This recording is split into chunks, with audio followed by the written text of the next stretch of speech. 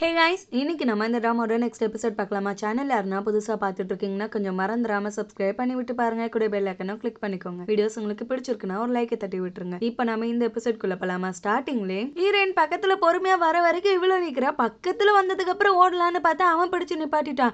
என்னாச்சு சொல்லும்? இவ்வளோ நாளுக்கு அப்புறம் உன்னை பார்க்கலாம் தான் வந்திருக்கேன். நான் உன்னை பயங்கரமா மிஸ் பண்ணேன். நீ என்ன மிஸ் பண்ணியா? சரி, நடந்தது எல்லாமே நடந்துட்டு போட்டோம். நம்ம முதல்ல இருந்து எல்லாத்தையும் ஆரம்பிக்கலாமான்னு கேட்கிறான். இவ உனக்கு என்ன பைத்தியமா கேக்குறா. அவன் இப்படி பண்ணாத பிள்ளை. எல்லா கப்பிள்ஸ்குள்ளயும் சண்டை வர்றது போறது சகஜம்தான். அதுக்காக இப்படி ஒரேடியா விலகி போறதுங்கிறது சரிப்பட்டு வராதுல்ல. இனிமே நம்ம மறுபடியும் பழைய மாதிரியே இருப்போம்னது. இவளே லூசு பயலே, நம்ம 2 பேர் டேட் கூட பண்ணது கிடையாதுரா. அப்ப எப்படா நம்ம கப்புள் ஆக முடியும்? உன் இஷ்டத்துக்கு வாய்க்கு வந்ததெல்லாம் வளராதனா? எனக்கு புரியுது. நான் உன்னையே வின் பண்ணுன்னு விட்டு தொலைஞ்சிட்டல்ல. அதான் நீ தான் ஜெயிச்ச இந்த போட்டியில. நான் தப்புங்கிறத தான் ஒத்துக்கிறேனே. இதுக்கப்புறமா என்ன வேணும்னு அவனே போட்டு அடிச்சுக்கிறான். நான் உன்கிட்ட என்னடி எதிர்பார்க்கிறேன்? லாஸ்ட் டைம் நமக்குள்ள நடந்தது ஒரு சின்ன விபத்து தான். அதுக்கு என்ன மன்னிச்சிரு. அதனால நீ காயப்பட்டிருக்கன்னு சொல்லணும். அதை மட்டும் சொல்லு. ஒழுங்கா மன்னிப்பு கேளுனா இவ முடியவே முடியாது. நான் கூட மனசுல நினைச்சு ரொம்ப ஃபீல் பண்ணுனதும் எதை நினைச்சு ஃபீல் பண்ணுன்னு ஆசையா கேட்கிறான். இவ உன்னை ஒரேடியா அடிச்சு கொல்லாம விட்டுட்டோமே அப்படிங்கிற வருத்தம் மட்டும்தான் எனக்குள்ள இருந்துச்சு. தெளிவா கேட்டுக்கூடா, நம்ம 2 பேருக்கு நடுவுல ஒண்ணுமே இல்லை. நீ எப்ப என் வாழ்க்கையில வந்தியோ அப்பயே எல்லாமே பிரச்சனையா தான் போச்சு. உன்ன மாதிரி ஒரு தருதலை என்னோட வாழ்க்கையில எனக்கு வேணாங்கிற முடிவுல தான் நான் இருக்கேன் அப்படின்னு சொல்றான். அவன் நான் ஒன்னு இப்போ உன் வாழ்க்கையில வரல, எப்பயில இருந்தோ இருக்கேன். நல்லா யோசிச்சு பாரு. நானும் இதே ஏரியால தான் வளர்ந்துருக்கேன். உனக்கு தெரியுதா இல்லையான்னு அவளை போட்டு குளிக்கிட்டே இருக்க. அவ விடுறா எப்பான்னு பிடிச்சி தள்ளி விட்டு அங்கிருந்து ஓடுறா. இவனும் பின்னுக்கூடயே துரத்திட்டு வரான். கரெக்டா ஹீரோ ஓடி வர்றதுக்கு இவ வர்றதுக்கும் கரெக்டா இருக்கவே அவனை பிடிச்சிட்டா. ஹீரோ உனக்கு என்ன தாண்டா பிரச்சனை? எதுக்குடா தேவையில்லாம அவளை டிஸ்டர்ப் பண்ணிட்டு இருக்கன்னு கேட்க, ஹீரோ மேலதான் இவனுக்கு ஒரு டவுட் இருக்கு. ஹீரோயின் எங்கிருந்து அவனை லவ் பண்றாளோன்னு. அந்த கோவத்துல இப்பயே கதையை முடிச்சிடலான்னு ஆயுதத்தை எடுக்கிறான். அப்பதான் ஒரு விஷயத்த நோட் பண்றான். கரெக்டா அந்த இடத்துலதான் கேமரா இருக்கு. இவன் எதனா பண்ணி இவன் மாட்டிப்பானோன்னு. நான் வந்த விஷயத்த நிறைய நேரம் பேசிட்டேன்னு நினைக்கிறேன். நம்ம பொறுமையா அப்புறமா மீட் பண்ணி பேசலாம்டா. இவன் பத்திரமா இருன்னு சொல்லிட்டு கிளம்புறான். ஹீரோவும் மறுபடியும் அவ விஷயத்துல தலையிடணும்னு நினைச்சீன்னா நீ வாழ்க்கையில எதிர்பார்க்க முடியாத அளவுக்கு வருத்தப்பட வேண்டியது வரும் தம்பி, பார்த்து போயிட்டு வான்னு அனுப்பி வைக்கிறான். அவ்வளவு கொலவெறி இருந்தாலும் கண்ட்ரோல் பண்ணிக்கிட்டு போறான். இவங்க 2 பேர் நடந்து வரும்போது இவ இல்ல நீங்க எப்படி இங்கன்னு கேட்கும் போதே கத்த ஆரம்பிச்சுட்டான். உனக்கு கொஞ்சம் கூட அறிவு இல்லையா? நான் தான் சொல்லியிருக்கல இந்த வேலையில எல்லாம் நீ தனியா போகாதுன்னு. இவ்வளவு பெரிய ஆபத்து இருக்குன்னு தெரிஞ்சு உன்னை யார் போக சொன்னா? இந்த ஏரியால வேற எக்கச்சக்க முட்டு சந்திருக்கு. போனை கட் பண்ணாதன்னு சொல்லிட்டே இருக்க, ஆட்டோமேட்டிக்கா கட் பண்ணி விட்டு. இன்கேஸ் எதனா ஆயிருந்ததுன்னு கேட்க இவ ஆகிருந்ததுன்னா ஆமா நீங்க ஏன் இவ்வளவு பதறிட்டு இருக்கீங்க? எப்பயும் சொல்லுவீங்களே ஒரு மனிதாபிமானத்துலன்னு, அதனாலதான் இப்பயும் இப்படி பண்ணிட்டு இருக்கீங்களா என்னன்னு ஒரு கொஸ்டின் மார்க் வைக்கிறா. அதுக்கு அவங்கிட்ட பதிலே இல்ல. அவங்க அம்மாவும் பாட்டியும் வேற இவ்வளவு காணுமேன்னு ரோட்லயே நின்னுட்டு இருப்பாங்க. ஹீரோ கூட வர்றத பார்த்ததுமே யோ இவளுக்கு தான் அறிவு இல்ல, உனக்குமா அறிவு இல்லன்னு அவள ஒரு போடு போட்டுட்டு எப்ப பாரு எதுக்கு அவளை கூட்டிட்டு சுத்திட்டு இருக்க? அந்த லீ பையகிட்ட மாட்டணும், நீயே கூட்டிட்டு போய் விட பாக்குறியானது ஹீரோயின். அவங்கிட்ட தான் நான் மாட்டிட்டேன். இவர் ஜஸ்ட் மிஸ்ல வந்து என்ன காப்பாத்திருக்காரு. அதுக்கு நம்ம நன்றி தான் சொல்லணும்னதும் பாட்டி அம்மா ஒரு போடு போட்டு மரியாதைக்கு மன்னிப்பு கேளுங்கிறாங்க. 4 பேரும் உட்காந்து பேசிட்டு இருக்காங்க. இவ்வளவு நடந்த கதையெல்லாம் சொல்றா. அவங்க அம்மா அன்னைக்கே அவனை சுத்தியில வச்சு ஒரு போடு போட்டு பொழந்து எடுத்திருக்கணும், விட்டது தப்பா போச்சு. இப்ப அடுத்தது என்ன பண்ணணும் தான் யோசிக்கணும்னு சொல்ல இவ வேணா நம்ம போலீஸ்ல போய் கம்ப்ளைண்ட் கொடுத்துருவோமா? அன்னைக்கு அவனை அடிச்சதை வெளியில சொன்னா கூட அது ஜஸ்ட் ஒரு செல்ஃப் டிஃபென்ஸ் தான். என்ன அட்டாக் பண்ண வந்தா நான் சும்மா இருக்க முடியுமான்னு கேட்டு இப்படின்னா சமாளிச்சிடலாமான்னு கேக்குறா. பாட்டி அது மட்டுமா பண்ணோம்? அவனை கொண்டு ஃப்ரீசர்ல எல்லாம் அடைக்க பார்த்தோம். அது பெரிய குற்றமாச்சே. அது தெரிஞ்சா பிரச்சனையாகதான்னு கேட்க, அம்மா அதுக்கு சாட்சியே இல்ல. அது அவன் சொன்னாலும் யாரும் நம்ப போறது இல்ல. நீங்க என்ன நினைக்கிறீங்க செஃப்னு ஹீரோ கிட்ட கேக்குறாங்க. ஹீரோ ஆமா உங்க பொண்ணு ஃபர்ஸ்ட் ஜெயிலுக்கு நான் போறேன்னு போனா, அப்புறம் நீங்க 2 பேர் போனீங்க. 3 பேரும் சேர்ந்து எப்ப பாரு நாங்க கொலை பண்ணிட்டோம் எங்களை உள்ள போடுங்கன்னு கத்திட்டே இருந்தீங்க. நடு ரோட்ல ஆயுதத்தோட பலமுறை மாட்டிருக்கீங்க. இதை தாண்டியும் உங்களை எப்படி போலீஸ் நம்புவாங்கன்னு எனக்கு தெரியல. எந்த ஆங்கிள் பார்த்தாலும் 3 பேரை பார்த்தா எனக்கே சந்தேகமா தான் இருக்குன்னு அசிங்கப்படுத்தி விட்டான். இவங்களுக்குள்ளே அப்ப ஒருத்தருக்கு ஒருத்தர் நம்ம துணையா இருக்கணும்னு 3 பேருக்குள்ள ஒரு டீலிங் போட்டாங்க. ஹீரோ 4வது ஆள்ல இப்ப அவனோட டார்கெட்ல நீங்களும் இருக்கீங்க. அப்ப எங்க கூடவே நீங்களும் தங்கிருங்கன்னு கேக்குறாங்க. ஐயோ அதெல்லாம் என்னால முடியாதுன்னு அங்கிருந்து தெரிச்சு வெளியில வந்துட்டான். யாரோ வர மாதிரி இருக்க ஹீரோயின் தான் மறுபடியும் கூப்பிட வரேன்னு நினைச்சிட்டு இல்ல என்னால நீ எப்படி கூப்பிட்டாலும் வர முடியாதுங்கிற அவங்க அம்மா. உன்னை யாரு கூப்பிட்டா? நான் ஒழுங்கா தேங்க்யூ சொல்லவே இல்ல. சரி தேங்க்யூ பார்த்து போயிட்டு வான்னு சொல்லிட்டு அவங்க பாட்டு விறுவிறுன்னு நடந்து போயிட்டாங்க. யாருக்குமே தூக்கம் வர மாட்டுது. எப்ப இவன் வருவானோ என்ன பண்ணுவானோன்னு அவங்க அம்மா எல்லாம் பாதுகாப்புக்கு உட்கார்ந்து இருக்காங்க, நம்ம பிள்ளைக்கு எதுவும் ஆயிடக்கூடாதுன்னு. இந்த லீ பையன் என்ன பண்ணிருக்கான், அந்த டாக்ஸி டிரைவரை ஒரு டீலிங்க்கு ஒத்துக்க வச்சிருக்கான். அதுவும் கம்பல் பண்ணி. அவரு தெரியாம தான் இவனை இடிச்சாரு. ஆனா என்னை இடிச்சு தள்ளனல, அதே மாதிரி இப்ப ஹீரோவை அடிச்சு நீ கொலையே பண்ணி ஆகணும். ஆல்ரெடி நீ பண்ணிருக்கிறதுனால உனக்கு அது பழக்கப்பட்ட விஷயம் தாங்கிறான். அவரு டே நான் அதை வேணும்னு பண்ணலடா, இதே என்னால பண்ண முடியாதுன்னு சொல்றாரு. அப்பதான் அன்னைக்கு என்ன நடந்துச்சுன்னு காமிக்கிறாங்க.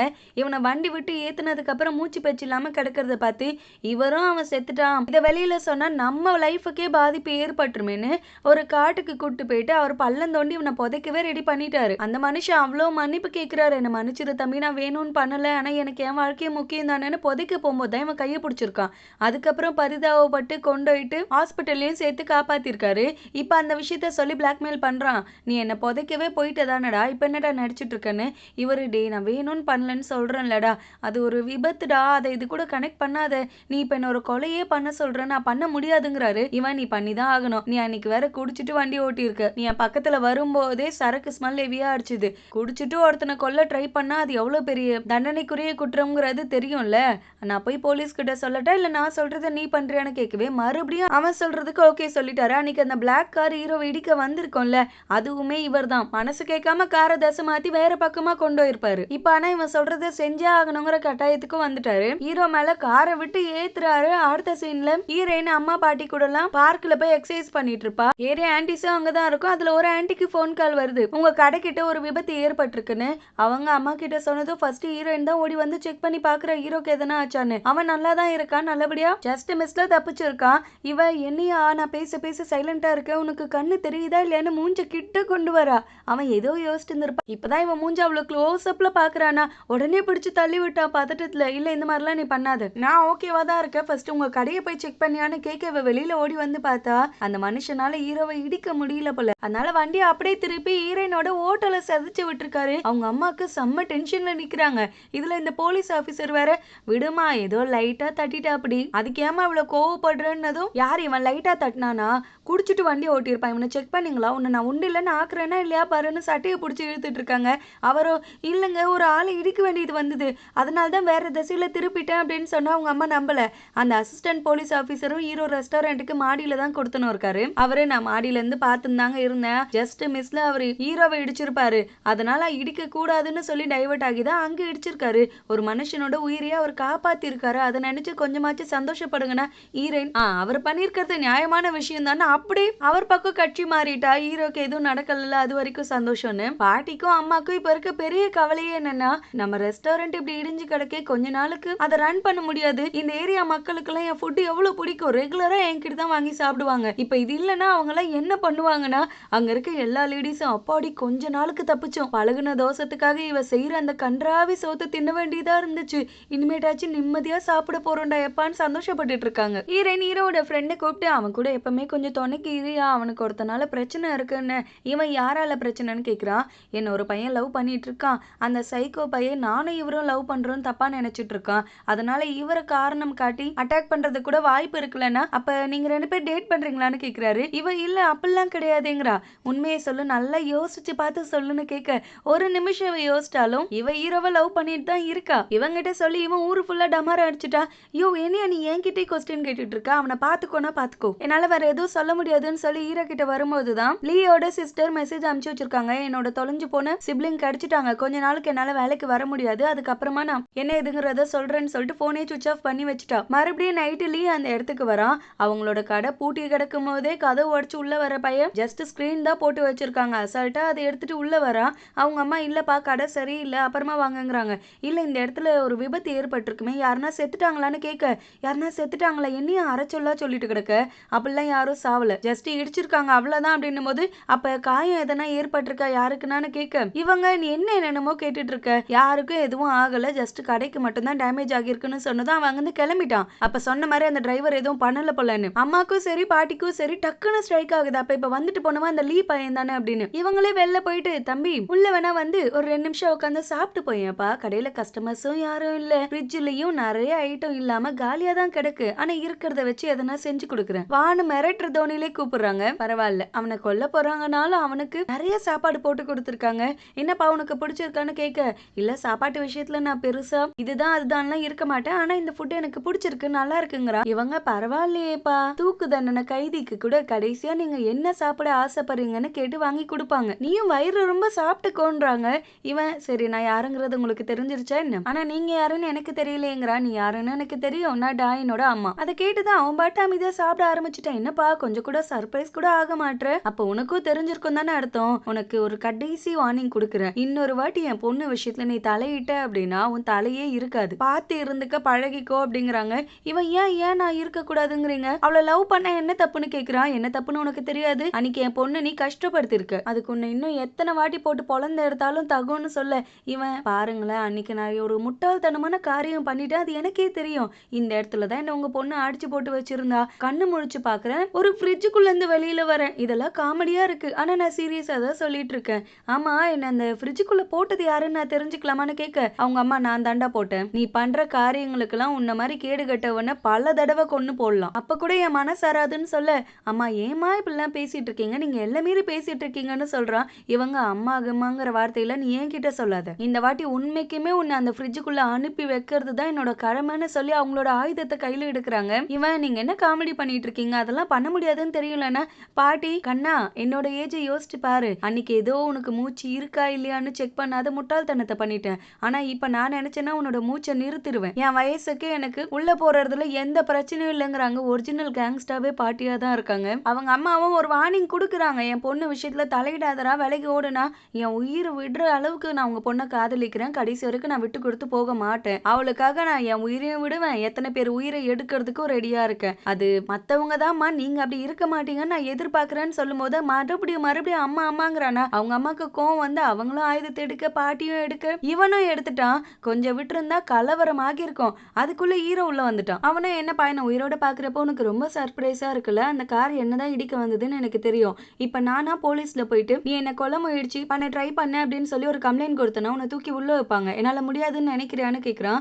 அவன், டே நான் உள்ள போனோம்னா நீங்க எல்லாருமே சேர்ந்துதான் போகணும், உன் ஃப்ரிட்ஜ்ல தான் இதுங்க என்ன எடுத்துட்டு போய் ஒளிச்சு வச்சுதுங்க, அப்ப அதுவும் ஒரு கொலை முயற்சி தானே, அதுக்கு நான் கேஸ் கொடுக்கலாம்ல அப்படின்னு கேக்குறான். ஹீரோ, மரியாதைக்கு உன் பாக்கெட்ல இருந்து கையை எடுத்துரு, இந்த இடத்த விட்டு கிளம்பி போயிட்டே இரு, மறுபடியும் இங்க வர வேலை வச்சுக்காது, உன்னை ஒழிக்கிறதுக்கு நானும் என்ன வேணா பண்றதுக்கு ரெடியா தான் இருக்கேன், இப்ப கிளம்ப போறியா இல்லையான்னு கேட்டதும் அவனும் அங்க இருந்து கிளம்பிட்டான் எதுவுமே பேசாம. ஹீரோ வெளியில வர வரைக்கும் வெயிட் பண்ணவன், சேஃப் உங்களுக்கு என்னோட பேர் தெரியும், ஆனா எனக்கு உங்களோட பேரே தெரியாதுன்னு ஹீரோ பேர் சொன்னதும் அதை கேட்டுட்டு அங்க இருந்து கிளம்பிட்டான். ஆனா அவன் மைண்டுக்குள்ள அதே பேரை ரிட்டர்ன் சொல்லிட்டே இருக்கான். கடைசியில இந்த பேரை நம்ம எங்க கேட்டிருக்கோம் அப்படிங்கறதையும் கண்டுபிடிச்சிட்டான். என்ன கண்டுபிடிச்சான்னு நம்மளுக்கு சொல்லல. ஹீரோ தூங்கிட்டு இருந்தவன் திருப்புன்னு முழிக்கிறான், ஏதோ கெட்ட கனவு கண்டிருக்கா போலடா, இவளால எனக்கும் சிவராத்திரியா இருக்கேன்னு காஃபி எடுத்துக்கிட்டு ஹீரோயின் ஜன்னல்ல பார்த்தா அவளும் கண்ணு முழிச்சு உட்காந்துட்டு தான் இருக்கா. அவளாலையும் சுத்தமா தூங்கவே முடியல. எட்டி பார்த்தா ஹீரோ நின்னுட்டு இருக்கான். அவனுக்கு கை காமிச்சு ரெண்டு பேரும் மெசேஜ்லயே பேசிக்கிறாங்க. இவன் என்னாச்சு தூக்கம் வரலன்னு கேட்க அவகிட்ட சும்மா இல்ல இனிமேதான் போய் தூங்கணுங்கிறான். ஆனா உன்னால தாண்டி என் தூக்கமே கேட்டுருச்சுன்னு சொல்லிட்டு இருக்கான். அவன், எனக்கு லைட்டா சாப்பிடணும்னு தோணுது, என்ன பண்ணலான்னு கேட்க, மேடம்க்கு நான் சமைச்சு தரணும்னு ஆசை வந்துருச்சுன்னா வாங்க ரெஸ்டாரண்ட்ல ரெண்டு பேரும் சேர்ந்து சமைக்கலாம்னு சொல்றான்.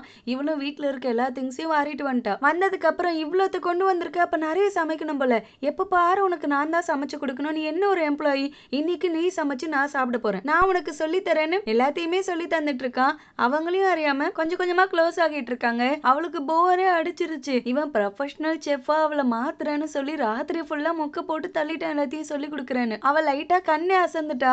இவன், என்ன அதுக்குள்ள டயர்ட் ஆகிட்ட, இந்த மாதிரி போர் அடிக்கிற மாதிரி நிறைய வேலை பார்த்துட்டே இருந்தோம்னா ஆட்டோமேட்டிக்கா நம்மளுக்கு தூக்கம் வரும், தேவையில்லாம மைண்ட் கண்டதையும் யோசிக்காது, அதனால தான் நான் உனக்கு இதெல்லாம் சொல்லி கொடுத்துட்டு இருக்கேன்னு சொல்லுவான். இவ்வளோ சரி, நீங்க எப்படி செஃப் ஆனீங்க, ஏன்னா ஒரு பையன் செஃப் ஆகுறதுங்கிறது எதனா ஒரு காரணம் இல்லாம இருக்காதுல்லன்னு கேட்க, ஆமா எங்க அம்மாக்காக தான் நான், எங்க அம்மா என் தங்கச்சி காணுங்கிறதுக்கு அப்புறம் சாப்பிடாம இருந்தாங்க, வெளியில வாங்கிட்டு வந்து கொடுத்தா அவங்களுக்கு பிடிக்கல, அவங்களும் சமைக்க முடியல, எங்க அம்மாக்காகவாச்சும் நான் நல்லா சமைக்கணும்னு ட்ரை பண்ணி அதுவே எனக்கு ஒரு ஹாபியா போயிடுச்சு. இந்த மாதிரி எத்தனையோ பேர் கஷ்டத்துல இருப்பாங்க, மன உளைச்சல்ல இருக்க ஒருத்தங்களுக்கு சாப்பாடு தான் மருந்து அப்படிங்கறத புரிஞ்சுக்கிட்டு அந்த வேலையை பார்க்கணும் அப்படிங்கறத ஒரு ட்ரீமா எடுத்துக்கிட்டேன். அதனாலதான் செஃப் ஆனன்னு சொன்னதுக்கு அப்புறம் இவ வேலை பாக்குறேன்னு தூங்கிட்டா. அவளை டிஸ்டர்ப் பண்ணாம பக்கத்திலேயே நின்று ரெஸ்ட்கிட்டு இருப்பான். அவனையும் அறியாம ரெஸ்ட்கிட்டு இருக்கானா. கொஞ்ச நேரத்துக்கு அப்புறமா தான் உணர்றான், ஒருவேளை அந்த பொண்ணை நம்ம லவ் பண்ண ஆரம்பிச்சிட்டோமோன்னு. கரெக்டான நேரத்துக்கு ஓவன்ல ஏதோ வச்சிருப்பான், அது சத்தம் போடவே ஹீரோயினும் கண்ணு முழிச்சிட்டா. இவங்க ரெண்டு பேரும் உட்காந்து சாப்பிட்டுட்டு இருக்கிறத ஃப்ரெண்டு பார்த்துட்டா. ஹீரோயின் கிளம்பினதுக்கு அப்புறமா ஹீரோ கிட்ட, என்னடா ரெண்டு பேருக்குள்ள ஏதோ ஓடிட்டு இருக்கு போலன்னு கேட்க, ஹீரோ, ஏ சீச்சி நேத்து ராத்திரி ஆக பாட்டு எனக்கு பசிக்குதுன்னு உள்ள வந்துட்டா. நானும் சில பல வேலைகளை கொடுத்து அதை பாரு அப்புறமா தான் சோறு போடுவேன்னு சொல்லுவேன். அவளும் எல்லா வேலையும் பார்த்து முடிச்சா, அதுக்கப்புறம் சாப்பிட்டா, மத்தபடி ஒன்னும் இல்லைன்னு சொல்லி திரும்பி பார்த்தா அங்க நின்னு முறைச்சுக்கிட்டு இருக்கா. இந்த கதை எல்லாத்தையும் கேட்டவ இதுக்காக தான் இதெல்லாம் பண்ணியான்னு சொல்லி டென்ஷன் ஆகி கிளம்பிட்டா. இவன் குப்பை போடலான்னு வெளியில வரப்ப அந்த டாக்ஸி டிரைவர் அங்க இருக்கான். ஹீரோவும் தனியா கூட்டு வந்துட்டு, நேத்து ராத்திரி ஒருத்தன் வந்தான், நான் செத்துட்டேனா இருக்கனான்னு செக் பண்ணா, அப்ப உங்களுக்கும் லீக்கும் எதனா சம்மந்தம் இருக்கான்னு கேட்டதுமே அவர் பதறாரு. சார் எல்லாமே என்னோட தப்பு தான் சார், ப்ளீஸ் தயவு செஞ்சு இந்த ஒரு வாட்டி மட்டும் மன்னிச்சிருங்க சார், நீங்க என்ன சொன்னாலும் நான் செய்ய ரெடியா இருக்கேன்னு ரொம்ப கெஞ்சிட்டு இருக்காரு. ஹீரோவும் சரி பொழைச்சு போன்னு சொல்லி என்ன கதைன்னு கேட்டுட்டு அங்கிருந்து கிளம்பிட்டு இருக்கான். அவரும் பின்ன கூடயே வந்து, சொல்ல போனா நான் ரொம்ப நல்ல மனுஷன் சார், இந்த மாதிரி எந்த ஒரு தப்பும் பண்ணாதவன், ஈரம்புக்கு கூட பாவம் இழுக்காதவன் அப்படின்னு சொல்லும் போதே ஹீரோ, ஈரம்புக்கு கூட பாவம் இழுக்காதவன் தான் அசால்ட்டா ஒருத்தனை இடிச்சு தள்ளிட்டோம், கொண்டு போய் புதைச்சிடலான்னு நினைப்பானா? நீயும் நல்லவன் கிடையாது, அவனும் நல்லவன் கிடையாது. ஆனா இன்னொரு வாட்டி இப்படி ஒரு தப்ப பண்ணாதன்னு சொல்லிட்டு போறான். அந்த டிரைவர் பயங்கர டவுட்டா ஹீரோவை பாக்குறான். இவன் இன்னும் திருந்தல போல. லீ சைக்கோ ராத்திரியோட ராத்திரியா அந்த ஒட்டுமொத்த ஏரியால இருக்க சிசிடிவி ஃபுட்டேஜும் அடிச்சு உடைச்சிட்டு இருக்கான். ஹீரோவும் கடையை சாத்திட்டு கிளம்புவான். அவனும் பின்னு கூடிய ஆயுதத்தை கொண்டு வந்து அடிக்கிற மாதிரி காமிக்கிறாங்க. அடுத்த சீன்ல நெக்ஸ்ட் டே மார்னிங் ஹீரோயின் ஃபேமிலியோட ஜாகிங் வரலான்னு வரும்போது எல்லா கேமராவும் அடிச்சு உடைச்சிருக்கிறத பாக்குறா. அதுவே இவங்க வீட்டுக்கு எதிர்த்தாப்புல இருக்க பெரிய கேமராவே உடைக்கப்பட்டிருக்கா. அப்ப லீ மறுபடியும் வருவான். இதுக்கப்புறமா அவனை சும்மா விடக்கூடாதுன்னு போலீஸ் ஸ்டேஷனுக்கு வந்துட்டா. வாசல் வரைக்கும் வந்தவ இந்த விஷயத்துல நம்மளையும் உள்ள புடிச்சு போட்டுருவாங்களோங்கிற பயத்துல அங்க இருந்து கிளம்புறா. இந்த டிரைவர் பையன் அதை பார்த்துட்டான். எதிரில் வந்து வண்டியை நிப்பாட்டி, எதுக்காக நீ போலீஸ் ஸ்டேஷன் வந்த, என்னை விட்டுறந்தானே சொன்னாரு அந்த செஃப், நான் தான் சத்தியம் பண்ணி கொடுத்தேன், அதுக்கப்புறமா எதுக்கு தேவையில்லாம என் மேல கம்ப்ளைண்ட் கொடுக்க வந்தேன்னு கேட்க, இவ செஃப் உனக்கு சத்தியம் பண்ணி கொடுத்தாரா, என்ன விஷயத்தை பத்தி பேசிட்டு இருக்கேன்னு கேக்குறா. அவர் ஐயோ நான் தான் ஏதோ வளரிட்டேன்னு நினைக்கிறேன், இல்ல நான் ஏதோ சொல்லன்னு சமாளிக்க வந்தா இவ மிரட்டி உருட்டி ஏதோ உண்மையை போட்டு வாங்கிட்டா. ஹீரோ ரெஸ்டாரண்ட்ல இருப்பான். ஹீரோயினுக்கு ஏதோ ஆகுற மாதிரி தோணுது. உடனே அவளை தேடி வந்துட்டான். அவளும் தனியா நின்னுட்டு இருக்கா. உனக்கு தெரியல நம்மளோட டீலிங் என்னன்னு, நீ பாட்டு இப்படி ரோட்ல நின்னா உங்க அம்மாவும் பாட்டி என்ன போட்டுல வெளுத்து வாங்குவாங்க, இப்படி பண்ணா என்ன அர்த்தம்னு கேட்க, அவ என்ன டிஸ்டர்ப் பண்ணாதுன்னு சொல்லிட்டு அவ பாட்டு கடந்து போறான். அவன் பாட்டு பேசிட்டே இருக்கான். அவரு சொல்லிருப்பாரு, லீ சொல்லிதான் நான் அவரை இடிக்க வந்தேன்னு, எதுக்கு உனக்கு மனசாட்சி இல்ல, நீ பண்றது தப்புன்னு உனக்கு தோணலன்னு கேட்க, அவரோ இல்லம்மா எனக்கு வேற வழி இல்ல, நான் புள்ள குட்டிக்காரன், அவங்கிட்ட வம்பு வச்சுக்கிட்டு என்னால வாழ முடியும்னு தோணல, ஆனா அவன் ஒரு சைக்கோமா, அவன் ஆசைப்பட்டது கிடைக்கிற வரைக்கும் அவன் யாரையும் உயிரோட விட மாட்டான், நீ என்ன பண்ணணுமோ பண்ணுமா, இதுக்கு மேல எனக்கு என்ன சொல்றது தெரியல அப்படின்னு சொல்லவே இவ ஹீரோவை பார்த்து ஃபீல் பண்ணிட்டு இருக்கா. இவ அவாய்ட் பண்றது புரிஞ்சுக்கிட்டு அவனும் வந்து பேச வர, இவ போதுங்க இதை இப்பயே நிப்பாட்டிக்கலாம், இதுக்கப்புறம் யாருன்னே தெரியாத மாதிரி இருப்போம், தேவையில்லாம நீங்க எனக்கு ஹெல்ப் பண்றேன் என் விஷயத்துல தலையிடுறேன்னு வந்து எல்லாத்துக்கும் மூக்கு நுழைக்கிறீங்க, அது எனக்கு சுத்தமா விருப்பமே இல்லை, இதுக்கப்புறம் நீங்க அதெல்லாம் எதுவுமே பண்ணாதீங்கிறா. இவன் எனக்கு ஒரு முடிவை சொல்லுமா, இத்தனை நாள் நல்லா பழகிட்டு திடீர்னு இல்ல இதை பண்ணாத அதை பண்ணாதன்னா இதுக்கு என்ன அர்த்தம்னு கேட்க, இவன் நான் தான் கேட்கணும், எப்பவுமே சொல்லுவீங்களே ஒரு மனிதாபிமானத்துல பண்றேன்னு, அந்த மனிதாபிமானம் எனக்கு வேண்டாம், அதுக்காக தான் சொல்ல வரேன்னு கிளம்ப பாக்குறா. ஹீரோ இல்ல நீ உன் இஷ்டத்துக்கெல்லாம் கிளம்ப முடியாது, எனக்கான ஒரு ப்ராப்பர் எக்ஸ்பிளனேஷன் வேணும், இத்தனை நாள் உனக்காக நான் ஒவ்வொன்றும் பண்றேன், ஆனா இப்ப திடீர்னு வந்துட்டு இல்ல நீ பண்றது எனக்கு எரிச்சலா இருக்கு அப்படி இப்படின்னு மாத்தி மாத்தி பேசிட்டு இருக்கு, நீ சொல்ற வரைக்கும் நான் போக விட மாட்டேங்கிறா. இவ உனக்கு தெரியும் ஏன்னா மாத்தி மாத்தி நீ போய் மட்டும் தானே சொல்லிட்டு இருக்க, எனக்கு உன்னை ரொம்ப பிடிச்சிருக்குன்னு சொன்னதுமே ஹீரோ சைலண்டா இருக்கா.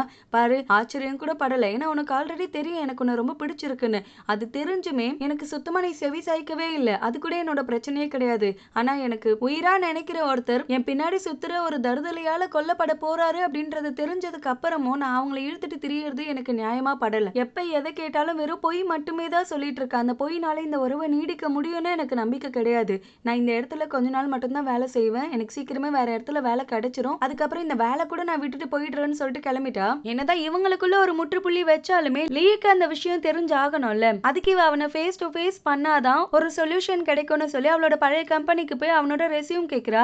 அதுல அவனோட அட்ரஸை செக் பண்ணி அவனை தேடி வந்துட்டு இருக்கா. அப்ப கரெக்டா அவனே கால் பண்ணி செல்லம் என்னதான் தேடிட்டு இருக்கேன், என்ன இங்க தாண்டி ராசாத்தி இருக்கேன் திரும்பி பாருங்கிறா. இவளும் திரும்பி பார்த்துட்டு ஆமா உன்னதான் நான் தேடிட்டு இருந்தேங்கிறா. என்னையா எதுக்காகன்னு தெரிஞ்சுக்கலாமான்னா, போலீஸ் ஸ்டேஷன்ல போய் நம்ம 2 பேரும் ஒன்னா சரண்டர் ஆக போறோம், நீ பண்ண குற்றங்களுக்கு நீ தண்டனை அனுபவி, நான் பண்ண குற்றங்களுக்கு நான் தண்டனை அனுபவிச்சுக்கிறேன், அதுதான் சரியா இருக்குன்னு எனக்கு தோணுதுன்னு சொன்னதா அவன். நான் தான் சொன்னலடா தங்கம் நான் உன்னை மன்னிச்சுட்டேன்னு, தேவையில்லாத எதுக்கு இதெல்லாம் பண்ணிட்டு இருக்க, இதெல்லாம் வேண்டாமேன்னு சொல்ல இவ நீ தானே என்ன மன்னிச்ச, ஆனா நான் உன்னை மன்னிக்கவே இல்லையே, நீ தண்டனை அனுபவிச்சுதான் ஆகணும், அதை நான் கொடுத்துதான் அவனு சொன்னது. இரு நான் அவன் பக்கத்துல வந்து பேசுறேன்னு வரான். ஒரு அடி எடுத்து வச்சு பாருடா பார்க்கலாம் தைரியமான ஆம்பளையா இருந்தா. எனக்கு புரியவே இல்ல, நீயா நம்ம லவ் பண்றோம் அப்படி இப்படின்னு ஒரு கட்டுக்கதையை கட்டி விட்டுட்டே இருப்ப, அது எல்லாத்தையும் கேட்டுட்டு நான் சும்மா இருக்கணும்னு நினைக்கிறேன்னா, அவன் இல்லடா செல்லம் சின்ன வயசுல நம்ம 2 பேரும் ஒன்னா இருந்திருக்கோம்னா, இவ இருந்துட்டு போட்டுமேடா, அது உண்மையாவே இருந்தாலுமே அது பாஸ்டடா, அது எனக்கு ஞாபகம் கூட இல்ல, அதுக்காக இப்போ உன்னை நான் மன்னிக்கணுங்கிறது நியாயமே இல்லாத விஷயம் தானே. ஒரு பொண்ணுக்கு பிடிக்கல அப்படின்னா அதை ஏத்துக்கிட்டு தான் ஆகணும், உனக்கு அது விருப்பம் இருக்கோ இல்லையோ, பிடிக்காத பொண்ணை கம்பல் பண்ணி ஒரு காதலுக்குள்ள வர வைக்க முடியாது, அது ஏன் உன் மாங்கா மண்டைக்கு ஏறவே மாட்டுதுன்னு கேட்டா, அப்ப நீ ஹீரோக்காக தானே இதெல்லாம் சொல்லிட்டு இருக்கேன்னு கேக்குறா. இவ நம்ம 2 பேருக்குள்ள தானே பேசிட்டு இருக்கோம், கோழத்தனமா அவனை நடுவுல கொண்டு வந்துட்டு இருக்க, நான் ஃபர்ஸ்ட் சொன்ன மாதிரி தான் தைரியமான ஆம்பளையா இருந்தா என் கிட்ட மட்டும் பேசுடா, ஒரு வாட்டி உன்னை ஃப்ரிட்ஜுக்குள்ள வச்சு பூட்டினவளுக்கு மறுபடியும் உன்னை ஃப்ரிட்ஜுக்குள்ள வச்சு பூட்ட வேண்டிய அவசியம் வந்தா செய்யறதுக்கு தயக்கம் காமிப்பன் மட்டும் நினைக்காதன்னு தைரியமா கிட்ட வந்து பேசிட்டு போறா. அவனாலேயே எதுவுமே பண்ண முடியல, தெகிச்சு போய் பார்த்துட்டு இருக்கான். இவ டைரக்டா போலீஸ் ஸ்டேஷனுக்கே வந்துட்டா, அவனை பத்தி கண்டிப்பா கம்ப்ளைண்ட் கொடுத்தே ஆகணும்னு. வாசல் வரைக்கும் வந்திருப்பா. அப்பதான் கரெக்டா லீயோட சிஸ்டர் கால் பண்ணி உடனே நீ இந்த இடத்துல வந்து பாரு, நான் ஒரு முக்கியமான விஷயம் பேசியே ஆகணும்னு கூப்பிடுறா. இவ போன் பேசிட்டு அங்க வந்து ஓடுறத லேடி போலீஸும் அசிஸ்டன்ட் வேற பாக்குறாங்க. அவங்களுக்கே கடுப்பாயிட்டு அப்ப பாரு வாசல் வரைக்கும் வரா, எஸ்கேப் ஆகி ஓடுறா, இவளுக்கு என்னதான் பிரச்சனை, இன்னைக்கு கேட்டே ஆகணும்னு பின் தொடர்ந்து வந்துட்டு இருக்காங்க. ஹீரோயின் உள்ள வரவும் பின்னு கூடி அந்த லீயும் வரான். லீயோட சிஸ்டர் கத்தி எடுத்துட்டு வந்து ஒரு சொருகுறா. ஹீரோயின தானோன்னு பார்த்தா லீ கரெக்டா அவன் கையில புடிச்சு தடுத்துட்டான். இத்தனை நாள் என் அண்ணன் எங்கன்னு தேடிட்டு இருந்தது அவனை கொல்றதுக்கு தானான்னு தெரியல. அடுத்த எபிசோட்ல பார்த்து தெரிஞ்சுக்கலாம். Thank you so much for watching. Bye.